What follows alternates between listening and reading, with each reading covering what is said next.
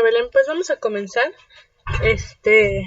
Para ver si en un rato se conecta Alejandro y si no, pues ya. Esperemos que sí esté en la clase. Ah, ok, ya me mandó su representación. ¿Quiere que yo comparta la presentación? ¿La pantalla? Sí, por favor. Ok, un momentito, ya lo descargo. Ok, voy a compartir pantalla y me dice usted cuando ya pueda ver la pantalla compartida, ¿sale?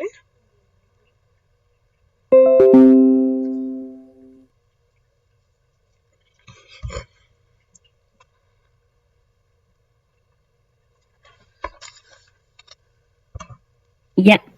Ok, pues mire, usted me dice cuando baje la diapositiva. Y puede comentar cuando... permítame nada más, creo que ya llegó Alejandro. Buenas tardes, Alejandro, estábamos por comenzar. Ok, entonces... Hola, buenas tardes. Qué bueno que se pudo unir. Le decía que entonces cuando quiere cambiar de diapositiva, nada más me dice. Y pues adelante, cuando esté lista ya puede comenzar.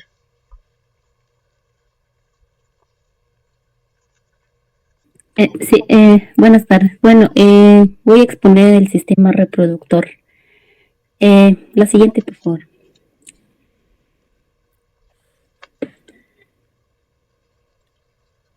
El sistema reproductor. La supervivencia de cada especie requiere que sus miembros produzcan nuevos individuos para reemplazar a los que mueren. Tiene la capacidad también para reproducirse, la capacidad para reproducirse es una característica fundamental de los seres vivos. En esa imagen que estamos viendo son babosas marinas, se llaman los nudibranquios, que se aparean y son hermafroditas. Cada animal tiene órganos masculinos y femeninos y produce espermas y huevos, pero sin embargo estos no se fertilizan. Dos nudibranquios se juntan para aparearse e intercambiar esperma a través de un tubo cerca de la cabeza. Luego cada uno sigue su camino y deja masas que tienen millones de huevos. La siguiente, por favor. En la reproducción asexual, la mayoría de los animales llevan a cabo producción sexual y algunos reproducción asexual. Algunos animales se reproducen asexualmente en condiciones y sexualmente en otras condiciones. Reproducción asexual es de un solo progenitor y este origina la descendencia que es genéticamente idéntica a él. Por ejemplo, muchos invertebrados, incluidos esponjas, cnidarios y algunos rotíferos, platelmintos, anélidos, que pueden producirse asexualmente. Y aquí vemos un ejemplo de reproducción asexual por gemación. Es una adaptación en algunos animales sésiles que no pueden moverse para buscar parejas, la reproducción sexual. Y como vemos en la imagen que es una reproducción asexual, un solo progenitor puede dividirse, gemarse o fragmentarse para dar origen a dos o más descendientes. Por ejemplo, las esponjas y los cnidarios se cuentan entre los animales capaces de producirse por gemación, y una pequeña parte del cuerpo del individuo se separa del resto y se desarrolla en un nuevo individuo, como lo vemos en esta imagen. La siguiente, por favor.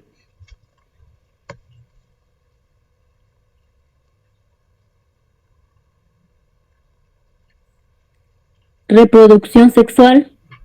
La reproducción sexual implica la producción y fusión de dos tipos de gametos, que es espermatozoides y huevos.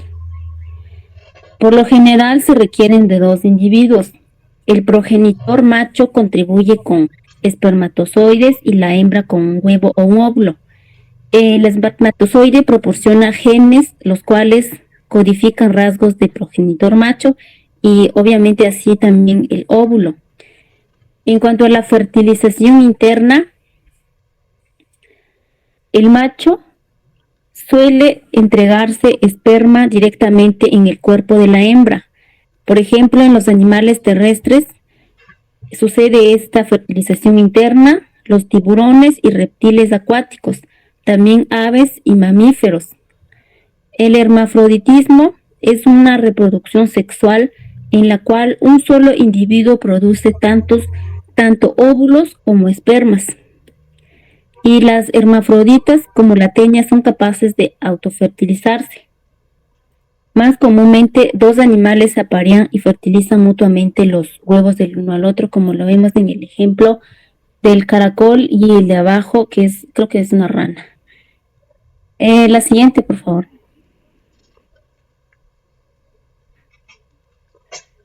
La reproducción sexual, creo que me confundí. La reproducción sexual también es más costosa en energía, decía el libro, porque pues los animales recorren largas distancias para encontrar sus parejas.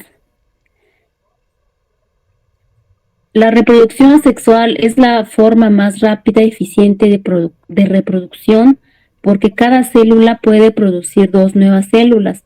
La reproducción sexual es menos eficiente porque se requieren dos células en lugar de solo una para formar un nuevo organismo. La siguiente, por favor. Los beneficios de la reproducción sexual es el éxito reproductivo y promueve la variedad genética. Un beneficio importante es el éxito reproductivo de los hijos. Además, tienen la ventaja biológica de promover la variedad genética entre los miembros de una especie. La siguiente, creo que ya terminó. En conclusiones, el sistema reproductor es esencial para la supervivencia de las especies. La reproducción es el proceso por el que los organismos producen descendencia, lo que ayuda a asegurar la continuidad de la especie. El sistema reproductor también juega un papel importante en la salud y el bienestar de los individuos, y las hormonas producidas por los órganos reproductores influyen en el desarrollo, el crecimiento y el comportamiento. Pues en esta exposición del sistema reproductor, bueno, lo comparé con un tema que estamos viendo con la maestra Anel, de que por ejemplo, los químicos que le echamos a las plantas o a las pulverizaciones que suceden en el mundo, pues afectan el aparato reproductor de los animales y no se pueden reproducir y pues como consecuencia no se extinguen los animales. Sería todo, gracias. Muy bien, muchas gracias, Belén. Alejandro, ¿tiene alguna pregunta para su compañera respecto a lo que expuso?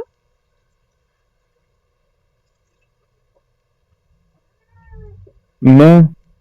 Ok, bien. Bien, aquí va una pregunta para ambos. Caray. No sé, está aquí mi bibliografía, ¿no? Bien. Si recuerdan, hemos visto en varias ocasiones el tema de la reproducción. Claro, no como en esta exposición, pero sí hemos visto la diferencia entre reproducción sexual y asexual. Entonces, si tuvieran que decir una sola diferencia, es decir, más bien mi pregunta es, ¿cuál es la principal diferencia entonces entre la reproducción sexual y la asexual? ¿Se acuerdan?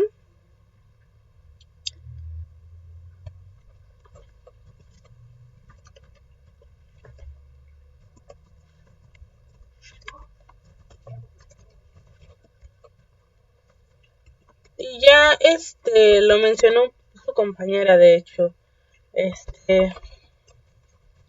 No exactamente así cuál es la principal diferencia, pero sí ya hablando de los dos tipos de reproducción, dijo cuál es la diferencia, ¿no? Pues básicamente que en uno pues se necesitan dos progenitores y en una solo una, y eso pues implica que pues haya una mayor diversidad pues genética, ¿no? En cuanto pues haya ahí. Ok. Eh, ¿Ya terminó su respuesta, Alejandro? Disculpe, no sé si lo interrumpí. Sí, no. Ok. Belén, ¿usted tiene alguna respuesta a esta pregunta?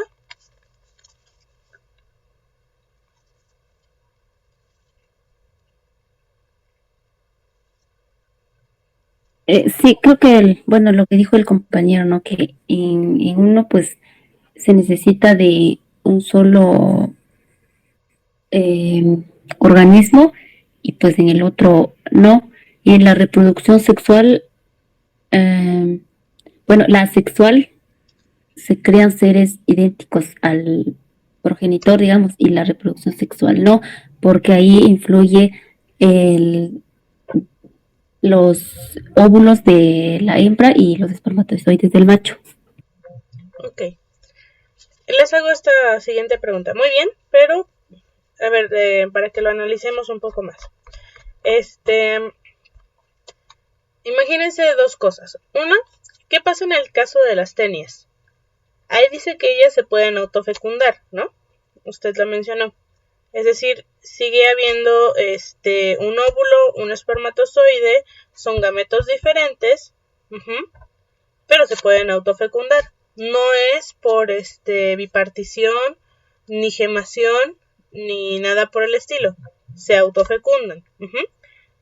En cambio, también hay otros organismos que no se autofecundan, pero sí tienen nada más se necesita un solo organismo para reproducirse. ¿Qué pasa en este caso?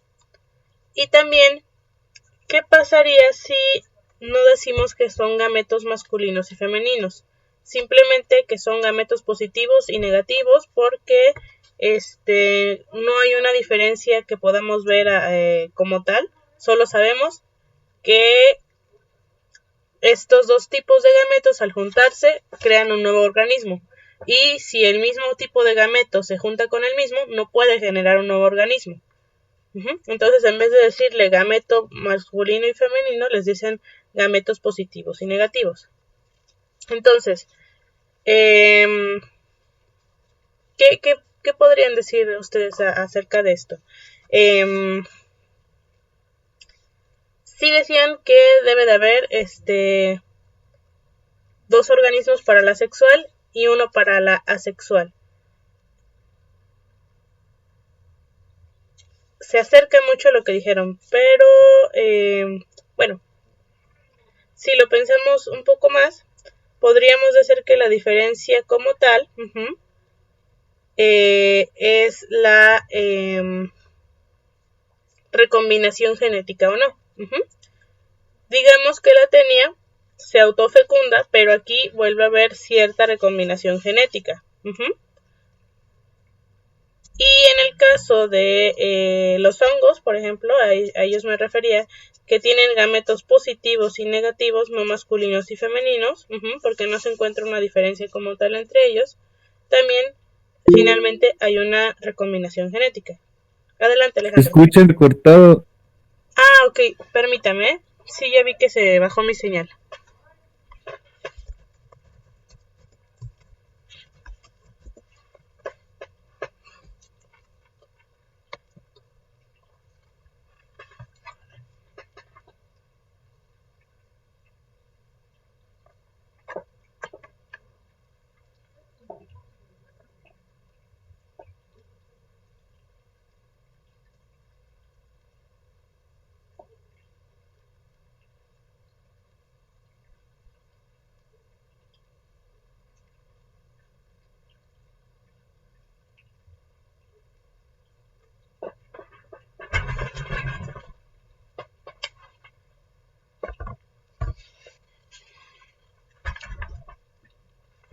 A ver, ¿ya me escuchan un poco mejor? Creo que ya regresó más mi señal. Sí, se escucha mejor. Ok. gracias. Entonces les decía que... dígame, Belén. No, solo le respondí sí. Ah, ok. Bien, entonces les decía que ¿qué les decía? Así. Que para simplificarlo un poco más y ser un poco más específicos, la diferencia entre la reproducción sexual y la asexual es que hay una recombinación genética. ¿Por qué? Porque si nos vamos al caso de la tenia y otros tantos animales o organismos que se puedan autofecundar, tenemos un solo organismo, ¿no? Pero tenemos dos tipos de células que sí van a tener cierta recombinación genética, ¿no? ¿Por qué? Porque recordemos que cuando un organismo es idéntico a su progenitor, no hay una recombinación genética, va a salir con las mismas características, los mismos padecimientos, el mismo genotipo y fenotipo. Es decir, los mismos genes y la misma expresión de genes.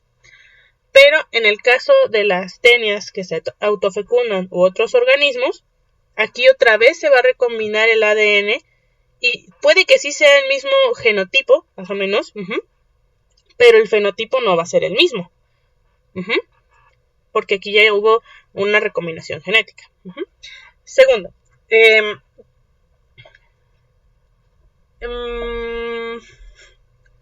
así, en el caso de que digamos, bueno, entonces es una recombinación,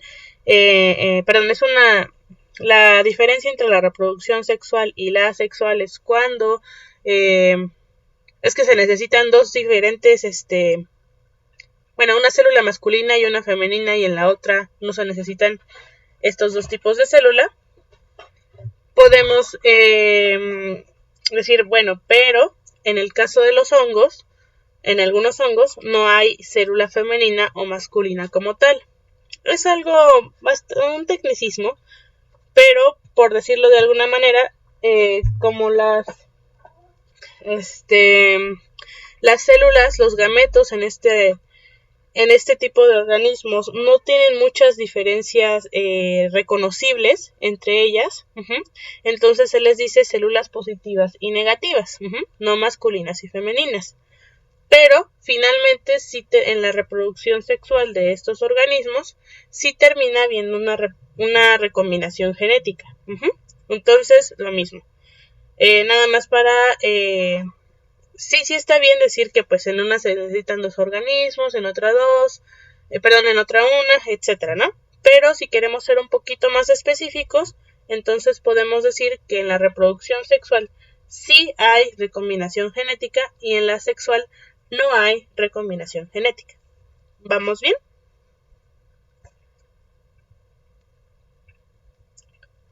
Sí. Bien, gracias. Muy bien, Belén. Gracias, Alejandro. Belén. Estuvo bastante bien su exposición. Tiene una buena presentación, me gustó. Algunos consejos, algunas observaciones nada más. En futuras exposiciones yo le recomiendo que está muy bien que no ponga mucho texto, pero puede repartir un poquito más el texto y agregar alguna imagen para que no se vea el texto vacío. Y por ejemplo, en el caso de aquí puede, vamos a ponerlo aquí, se recomienda que, por ejemplo, bueno, ya saben ustedes cómo suelen ser mis exposiciones. Casi siempre uso esta diapositiva dividida para poner una imagen en un lado y el texto en el otro, ¿no? Pero pueden también pues usar la clásica, ¿no? El caso es que podemos dividirlo en párrafos para que pueda ser más entendible y un poquito más estético, más fácil de ver al momento de tener la presentación. Básicamente eso, ¿no? Es una recomendación ahí. Y pues bueno, estuvo muy bien su exposición. Muchas gracias. Y en este tipo de textos, cuando uno trabaja en Word es bastante, sí se pide que se justifique el texto. Digamos, a ver, aquí, ¿no? Acá que se justifique y se reparta, ¿no? Así, que quede como de un lado a otro. Pero en el caso de PowerPoint, lo mejor es que el texto no quede justificado, porque se repartan mucho las letras y es un poquito más complicado de leer. Es más fácil que esté así, que esté de un solo lado. Así también está bien, es un poquito menos convencional, pero pues también es válido, ¿no? Entonces, nada más esas 2 recomendaciones, Belén, pero estuvo muy bien. Muchas gracias. Sí, gracias. Ok, ya descargo su siguiente presentación y ahorita ya les comparto pantalla otra vez.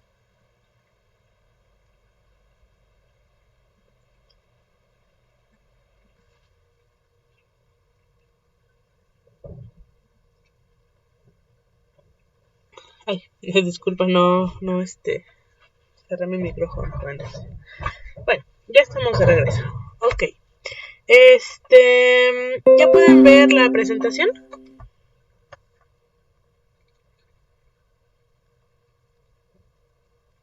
Sí, Ok. ¿Usted también, Belén? Sí, Bien. Pues cuando usted esté lista, ya sabe, ¿cómo se dice? Me dice cuando baje la presentación, ¿sale? sí. Bueno, en esta exposición voy a presentar el sistema digestivo. La siguiente.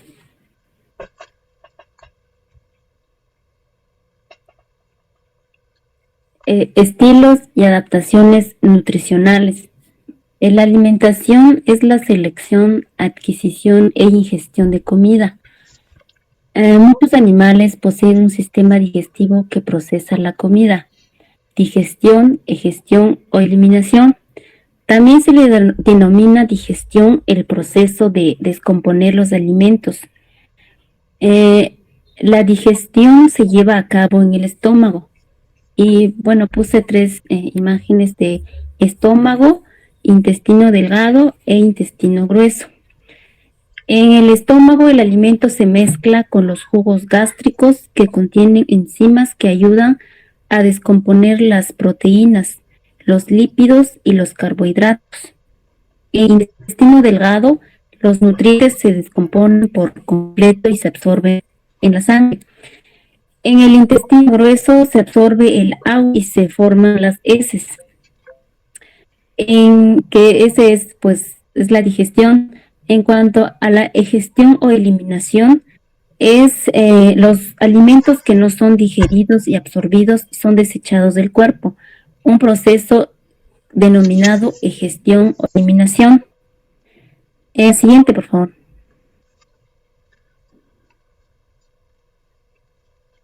El proceso digestivo se puede dividir en 3 etapas.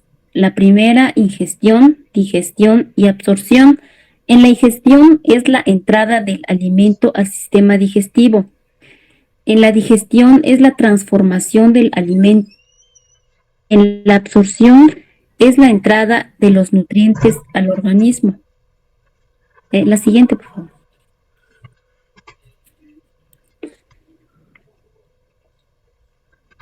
Adaptaciones.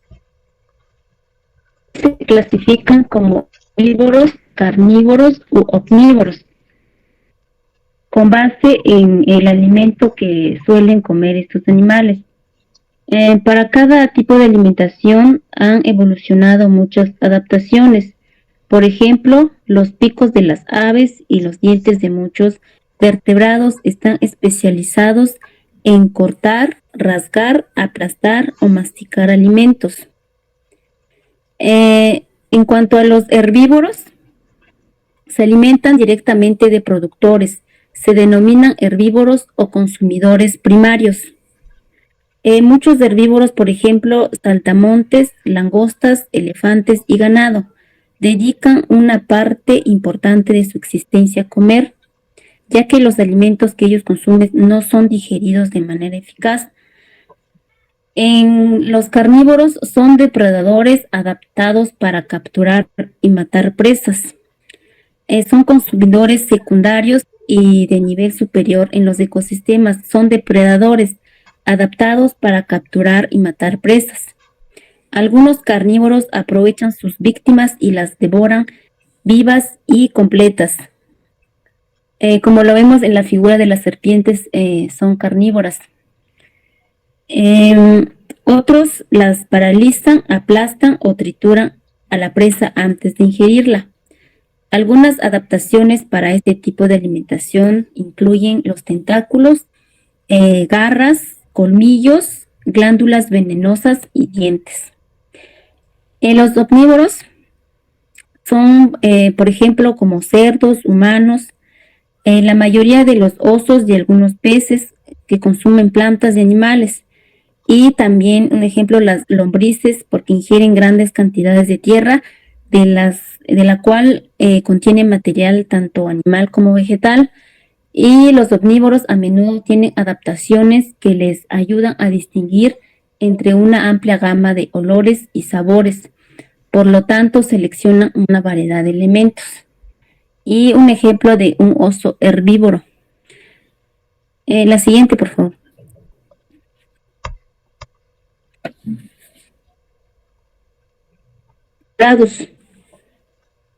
Las esponjas, invertebrados muy simples, obtienen alimentos al filtrar organismos microscópicos del agua circundante.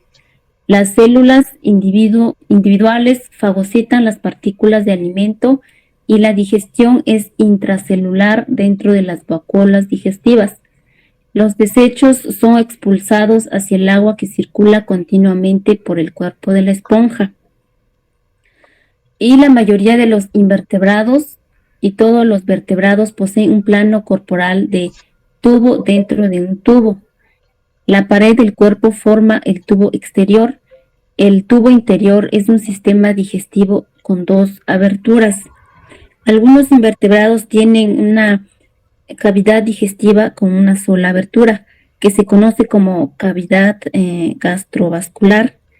Y esta cavidad se encuentra en el centro del cuerpo y está rodeada por una pared muscular.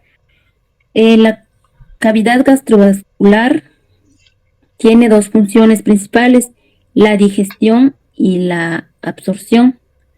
Y un ejemplo, el sistema digestivo con dos aberturas, que es la lombriz de tierra y el sistema digestivo de un platelminto y de un sistema digestivo de una hidra. La siguiente.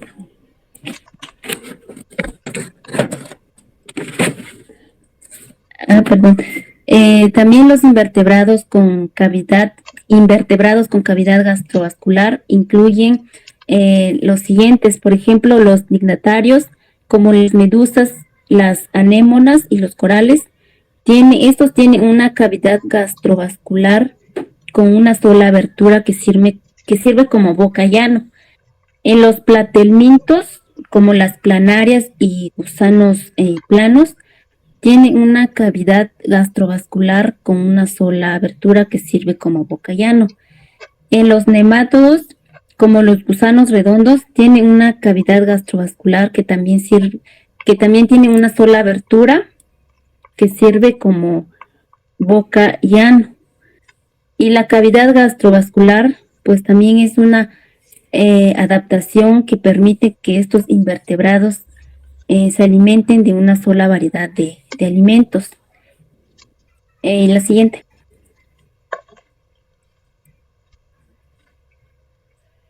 Bueno, en la conclusión, es un proceso vital para los animales, ya que les permite obtener los nutrientes necesarios para su supervivencia. El sistema digestivo de los animales se ha adaptado a sus diferentes hábitos alimenticios. lo que les permite aprovechar al máximo los alimentos que consumen.